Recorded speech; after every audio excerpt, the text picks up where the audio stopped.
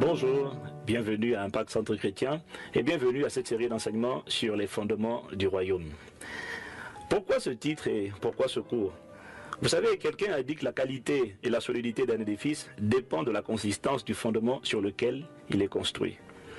Et on dit que 90% de la personnalité d'un enfant sont formés avant l'âge de 7 ans. Ça veut dire que c'est avant l'âge de 7 ans qu'il faut mettre le maximum. C'est là qu'on met les fondamentaux. C'est là qu'on doit apprendre à un enfant à développer les bonnes habitudes. C'est là, c'est cette phase de sa vie qu'on ne doit pas rater. Lorsqu'elle est ratée, ce n'est pas que ça devient impossible. Ça devient beaucoup plus difficile, beaucoup plus délicat.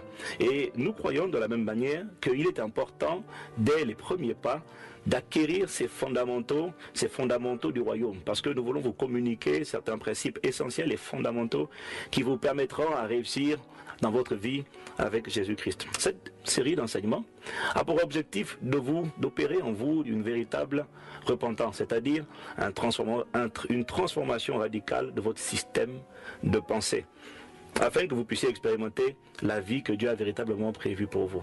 Réalisez-vous, savez-vous que lorsque vous êtes venu à Jésus-Christ, lorsque vous avez répondu à l'appel au salut, vous n'avez pas, contrairement à ce qu'on vous a fait croire probablement, et contrairement à ce que les gens vont vous dire dehors, lorsque vous leur direz « je suis devenu chrétien », ils vous diront « ah, tu as adhéré à une religion ». Mais la bonne nouvelle que vous allez découvrir à travers cette série, c'est qu'en venant à Christ, vous n'avez pas adhéré à une religion. Vous êtes devenu citoyen d'un pays. Vous êtes devenu membre d'une famille qu'on appelle la famille de Dieu. Vous êtes devenu citoyen du royaume des cieux. Et c'est ce dont il s'agit. C'est tout faire pour enlever le cliché de la religion et introduire à l'intérieur de vous la mentalité des citoyens du royaume des cieux. Parce que je vous le dis, c'est vraiment de cela qu'il s'agit. Cette série d'enseignements vous aidera à comprendre les droits, les privilèges, l'immense héritage que vous avez reçu lorsque vous avez reçu Jésus-Christ. Dans votre esprit, Dieu a tout emmagasiné, il a tout stocké. Et je crois sincèrement que c'est ce cours que l'on doit enseigner en premier lieu à tous les nouveaux convertis, mais également aux personnes qui peut-être sont déjà anciennement convertis, mais qui ont soif de vivre la réalité de Dieu. Et donc, pour résumer cela, je dirais que ce cours est destiné à toutes les personnes qui commencent pour la première fois avec Christ, et également à toutes les personnes qui recommencent avec Christ. Cette série d'enseignements vous aidera à acquérir une perspective globale de la Bible. Vous comprendrez quel est le message central de la Bible. Et vous aurez des réponses à différentes questions que vous posez probablement. Qui est Dieu ? Et qui est Dieu et qui suis-je moi-même? Pourquoi je suis sur la terre? Quelle est la raison de mon existence? Est-ce que je suis le produit d'un simple accident? Est-ce que je suis le résultat d'une évolution? Est-ce que je suis est-ce que je suis un australopithèque amélioré? D'où est-ce que je viens? Où est-ce que je vais? Qu'est-ce qu'il y a après la mort? Qu'est-ce que c'est que l'Église? Vous aurez des réponses aux questions comme qui est le Saint-Esprit? Quel est son rôle sur la terre? Et pourquoi est-ce que l'Église existe? Et d'où viennent les religions, au fait? Donc, vous serez probablement surpris de découvrir qu'en fait, la Bible ne parle absolument pas de religion. La Bible parle d'un royaume ou encore d'un gouvernement. C'est ce que nous vous proposons, c'est ce que nous allons étudier avec vous pendant cette série. Et donc, je vous demande vraiment de vous accrocher et de mettre de côté tous les préjugés philosophiques ou religieux que vous avez pu avoir ou que l'on a pu vous inculquer à propos de la Bible. Et je vous invite déjà, et je vous inviterai ensuite, dans la suite, à découvrir la Bible sous un nouvel angle. Pas celui d'une religion, mais celui d'un royaume, celui d'un gouvernement, celui du royaume de Dieu. Lorsque on lit l'épître aux Hébreux, au chapitre 1, versets 1 à 2, l'auteur de l'épître dit que Dieu a autrefois parlé par les prophètes. Il a parlé par Élie, il a parlé par Moïse, il a parlé par Daniel, il a parlé par David, il a parlé par toutes sortes de personnes dans l'Ancien Testament. Mais je vous invite venez avec moi, lisons un peu ce que dit Hébreux chapitre 1, versets 1 à 2. Il dit, à bien des reprises et bien des manières, Dieu a parlé autrefois à nos ancêtres par les prophètes. Et maintenant, dans ces jours qui sont les derniers, c'est par son Fils qu'il nous a parlé. Vous voyez? C'est par son Fils qu'il nous a parlé dans ces derniers jours. Il a fait de lui l'héritier de toutes choses, et c'est aussi par lui qu'il a créé l'univers. Donc il est en train de dire ici que Dieu a parlé par les prophètes de l'Ancien Testament. Nous ne rejetons pas l'Ancien Testament. Mais la Bible dit que l'Ancien Testament était une ombre, était une figure, une représentation de ce qui devait venir, de la lumière véritable qui viendrait à travers le Nouveau Testament. Donc, nous ne rejetons pas l'Ancien Testament, mais nous comprenons en lisant ce texte que Dieu a décidé maintenant, dans ces derniers jours, de parler par Jésus-Christ, son Fils. Et en fait, ce que je dis est confirmé également dans les évangiles, dans le livre de Matthieu. Dieu le Père va confirmer qu'il ferme une époque, il ferme une saison, il tourne une page pour ouvrir une nouvelle saison, une nouvelle page où désormais il va parler par Jésus-Christ. Je vous emmène alors dans Matthieu chapitre 17, versets 1 à 5. Voilà ce qui est écrit. 6 jours après, Jésus prit avec lui Pierre, Jacques et Jean, son frère, et il les conduisit à l'écart sur une haute montagne. Verset 2. Il fut transfiguré devant eux. Son visage resplendit comme le soleil, et ses vêtements devinrent blancs comme la lumière. Et voici, Moïse et Élie leur apparurent s'entretenant avec lui. Voyez, Moïse et Élie représentent les prophètes. D'accord? Alors on continue. Pierre, verset 4, prenons la parole, dit à Jésus, Seigneur, il est bon que nous soyons ici. Si tu le veux, je dresserai ici 3 tentes. Une pour toi, une pour Moïse et une pour Élie. Comme il parlait encore, une nuée lumineuse les couvrit et voici, une voix fit entendre de la nuée ces paroles. Celui-ci est mon fils bien-aimé en qui j'ai mis toute mon affection. Écoutez-le. Bon d'accord, ce n'est pas la voix de Dieu exactement. Mais vous comprenez? Voilà un texte dans lequel il nous parle de l'histoire de Jésus sur la montagne de la transfiguration. La Bible dit que Jésus emmena Pierre, Jacques et Jean à l'écart, il les conduisit sur une haute montagne, et là il fut transfiguré devant eux. Soudainement apparurent Élie, Moïse, aux côtés de Jésus. C'est-à-dire la loi et les prophètes. Et alors que Pierre, pensant que Moïse et Élie sont à considérer au même rang, au même diapason que Jésus, Pierre, certainement de bonne volonté, avec une bonne disposition de cœur, dit Seigneur, il est bon que nous soyons ici, alors nous allons dresser une tente pour toi, une tente pour Moïse et une tente pour Élie. Sous-entendu, on va les mettre tous au même niveau, on va les considérer au même diapason. Et là, la Bible dit qu'une nuée lumineuse les couvrit et la voix du Père là se fit entendre. Et la voix dit, celui-ci est mon fils bien-aimé en qui j'ai mis toute mon affection. Écoutez-le. Ici encore, Dieu le Père confirme. Il dit, écoutez-le. N'écoutez pas Moïse, n'écoutez pas. Non, c'est pas n'écoutez pas en fait. Ce n'est pas n'écoutez pas. Mais c'est maintenant, je choisis de parler par mon fils. Écoutez-le. Donc, c'est lui que nous devons écouter. Et lorsque vous écoutez Jésus, lorsque vous lisez les évangiles, la meilleure manière d'écouter Jésus, c'est de lire les évangiles. De lire Matthieu, Marc, Luc et Jean. Et lorsque vous écoutez Jésus, vous découvrez une chose assez étonnante. C'est que le thème le plus abordé par Jésus dans les évangiles n'est absolument pas le thème de la religion.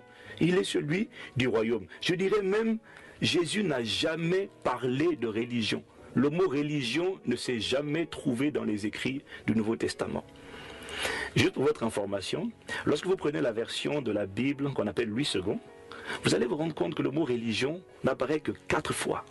De Genèse à Apocalypse. Dans un livre qui contient des milliers de pages, le mot religion n'apparaît que 4 fois. Jamais Dieu le Père, ni Dieu le Fils, ni Dieu le Saint-Esprit n'a mentionné le mot religion dans toute la Bible. Pensez-y. 4 fois. Or, à l'école, nous avons tous appris à faire ce qu'on appelle des études d'occurrence. Ça veut dire quoi? Ça veut dire que lorsqu'on a appris à faire des commentaires de texte, pour essayer de déterminer de quoi parle un texte, qu'est-ce qu'on demande de faire? On vous demande des fois d'étudier le nombre de fois où le mot apparaît. Si dans un texte, par exemple de 1000 mots, vous avez un mot qui revient le plus souvent, il est probable que le texte que vous êtes en train d'étudier parle plus de ce sujet-là. Si sur un texte, par exemple, de 100 mots, vous avez le mot joie qui apparaît, je ne sais pas, sur 100 mots, si le mot joie apparaît 20 fois, il est probable quand même que le texte parle de la joie. Mais si le mot joie n'apparaît pas, ou s'il apparaît à peine une fois, vous ne pouvez pas résumer en disant que ce thème, ce sujet, parle de la joie. Vous comprenez? C'est ce qu'on appelle des études d'occurrence. Voir, compter le nombre de fois où un mot apparaît pour pouvoir déterminer, pour pouvoir apprécier et dire ce livre ou ce texte parle de ce sujet. Et donc, quand vous étudiez la Bible, vous vous rendez compte que le mot religion n'apparaît que 4 fois de Genèse à Apocalypse. Donc, il ne peut pas s'agir de l'histoire d'une religion. Et juste pour votre information et pour approfondir un peu, si vous continuez cette étude de mots qu'on appelle des occurrences, vous allez vous rendre compte que dans les mots, vous combinez à la fois le mot Satan, le mot démon, le mot diable au singulier et au pluriel pour les démons, vous allez vous rendre compte que Satan, avec ses différentes déclinaisons, n'apparaît que 140 fois dans la Bible, de Genèse à Apocalypse. Donc, la Bible n'est pas l'histoire du diable. Elle en parle bien sûr, mais elle n'est pas l'histoire du diable. Tandis que quand vous prenez le seul mot Dieu, je ne parle même pas de Seigneur, je ne parle pas de éternel, je ne parle pas de ces différents noms, je parle juste du nom Dieu, vous allez vous rendre compte que le mot Dieu apparaît plus de 3600 fois dans toute la Bible. Autrement dit, la Bible parle plus de Dieu que de tout le reste. C'est normal, c'est lui qui l'a inspiré. Et quand vous prenez donc le mot royaume apparaît 250 fois dans la Bible. Et quand vous prenez le mot royaume avec ses différentes déclinaisons, royaume, roi, règne, régnera, etc., vous en comptez plus de 2460 fois dans la Bible. Alors vous comprenez, 2460 fois dans la Bible pour le mot royaume avec toutes ces différentes déclinaisons et 4 fois pour le mot religion. Alors à votre avis? Alors le mot royaume vient du mot grec basileia ou du mot hébreu mamlaka. Le mot royaume signifie simplement gouvernement, empire, règne, régime, souveraineté. Ça veut dire que lorsque l'on parle du royaume de Dieu, on est en train de parler du règne de Dieu, c'est la même chose en fait. C'est la même chose. On est en train de parler du royaume, on est en train de parler du règne. Lorsqu'on parle du royaume de Dieu, on parle du gouvernement de Dieu, ou encore de la souveraineté de Dieu, ou encore de l'empire de Dieu, ou encore de la domination de Dieu.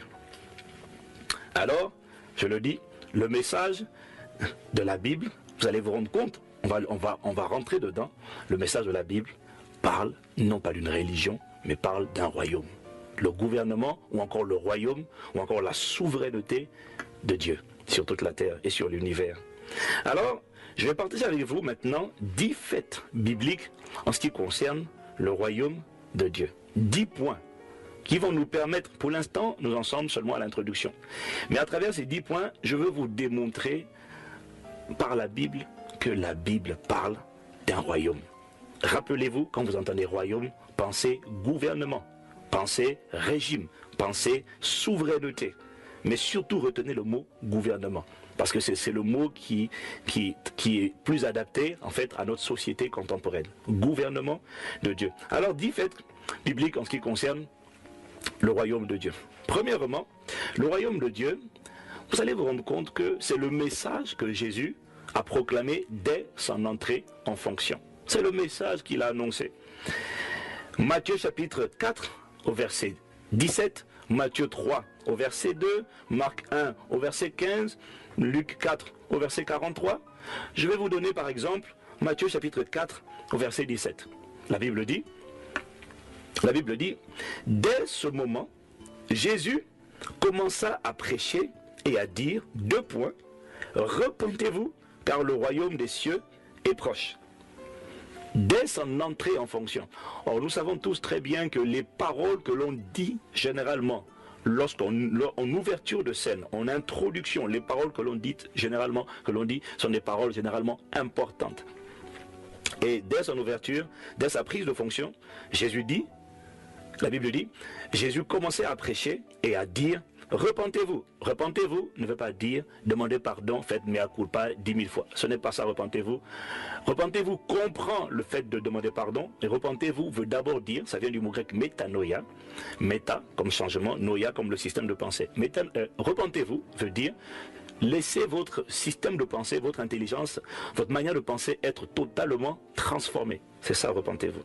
Donc, Jésus commençait à prêcher et à dire, repentez-vous. Ça veut dire changez votre système de pensée.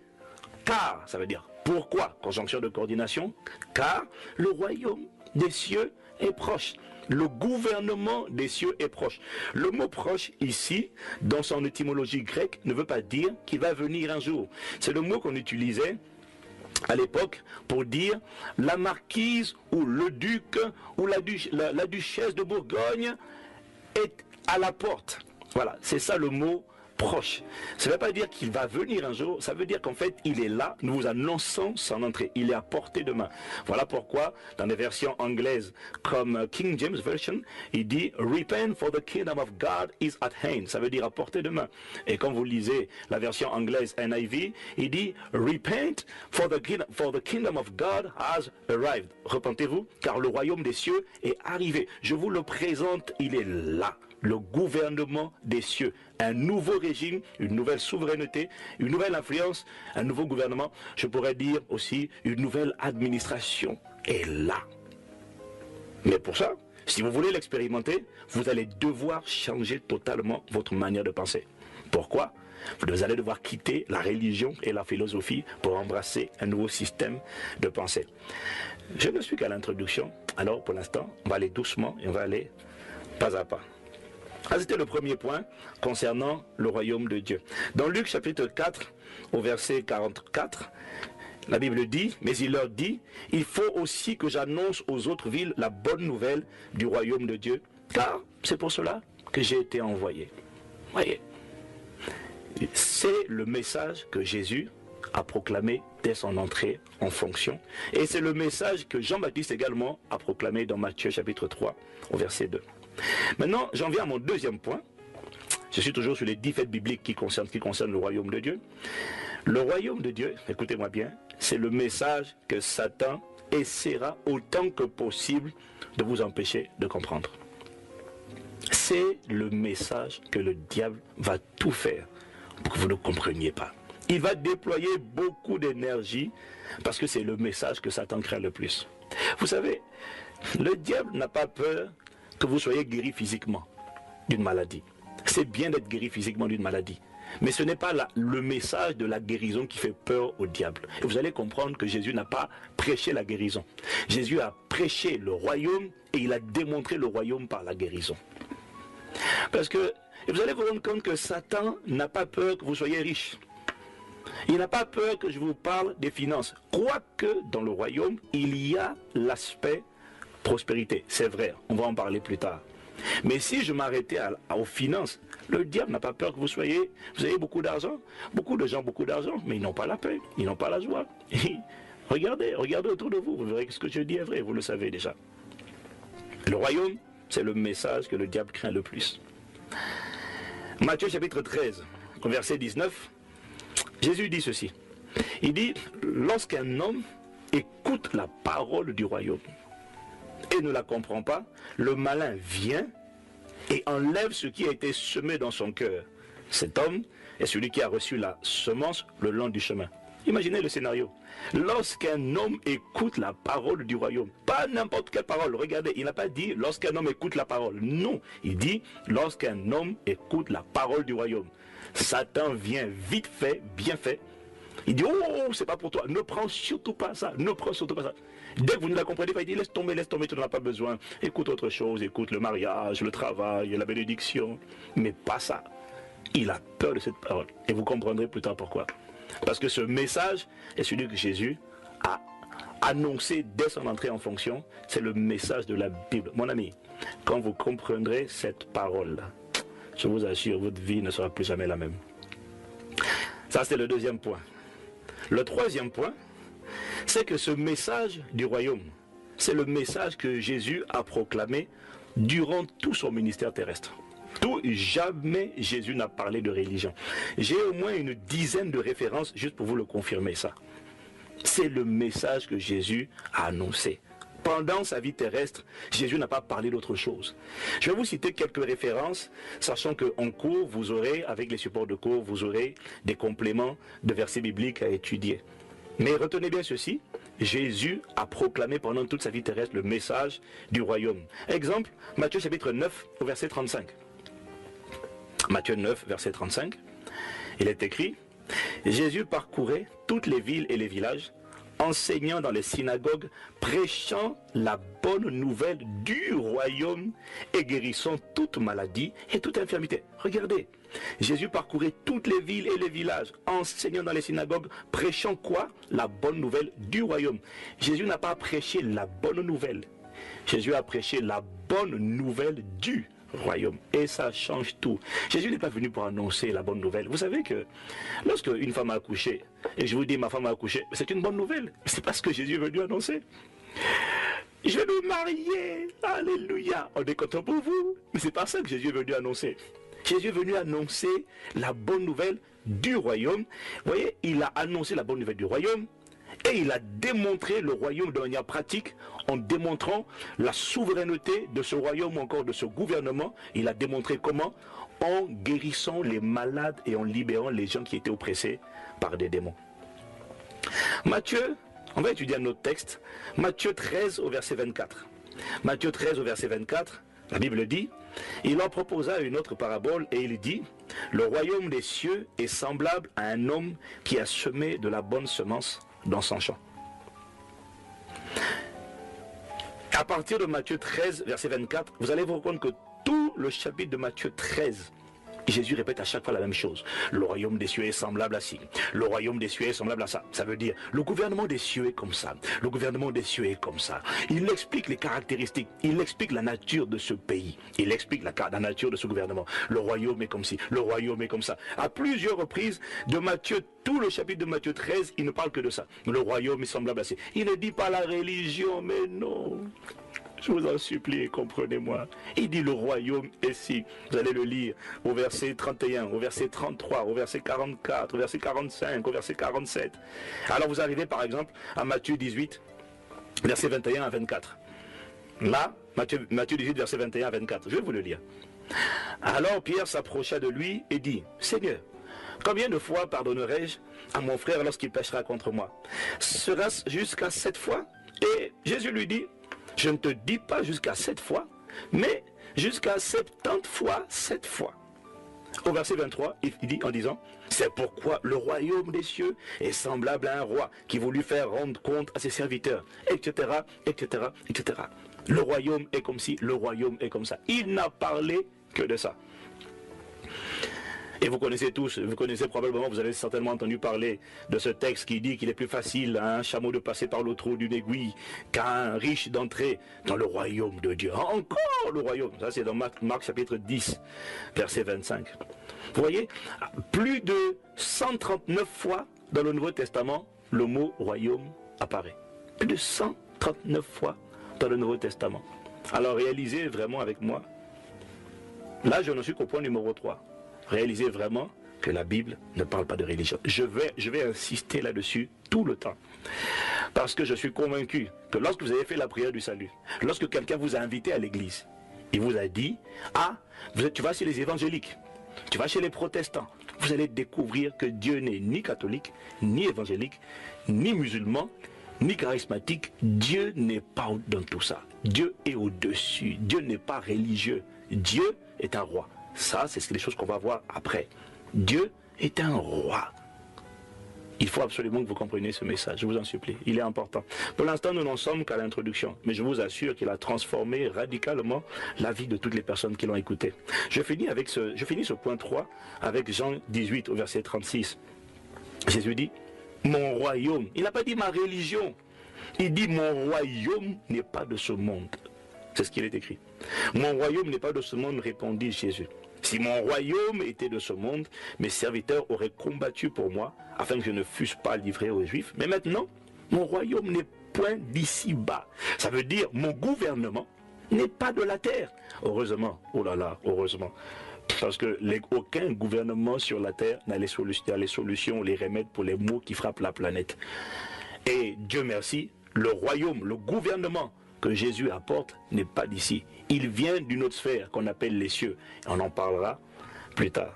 Je vais m'arrêter là pour cette première partie, pour cette première session. Mais je veux que vous reteniez 3 choses essentielles en ce qui concerne le royaume de Dieu. Premièrement, c'est ce que Jésus a annoncé dès son entrée en fonction. Deuxièmement, le royaume de Dieu, c'est le message que Satan va combattre. C'est le message qui vous empêchera d'assimiler et de comprendre. Il vous laissera de vous maintenir, de vous garder dans la religion, dans les pratiques religieuses. Mais vous découvrirez que le gouvernement de Dieu, le royaume de Dieu, n'a rien d'une religion. Et le jour où vous l'absorbez, vous le comprenez, vous le saisissez, et vous commencez à opérer dans la manifestation de la nature de ce royaume, de la culture de ce royaume, avec les clés de ce royaume, mon ami, vous êtes une personne destinée à faire la différence, je vous assure. Et la troisième chose, c'est que c'est ce message-là, ce n'est pas un autre, c'est ce message que Jésus a proclamé, il a enseigné tout le long de sa mission terrestre. Alors pour l'instant, je m'arrête là. Et je vais prier. Seigneur, aide-nous. Accorde-nous la grâce de comprendre. Nous n'en sommes certes qu'à l'introduction, mais accorde-nous la grâce d'assimiler, de comprendre, Seigneur, les fondements du royaume.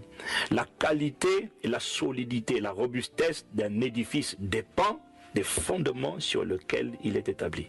Accorde-nous, Père, la grâce pour certains d'entre nous de découvrir, pour d'autres, Seigneur, de revenir aux bons fondamentaux. Nous avons été, Seigneur, peut-être probablement pour certains influencés par la pensée religieuse.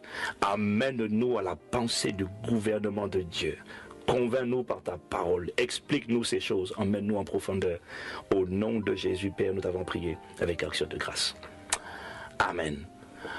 À plus tard pour la deuxième session. Que Dieu vous bénisse.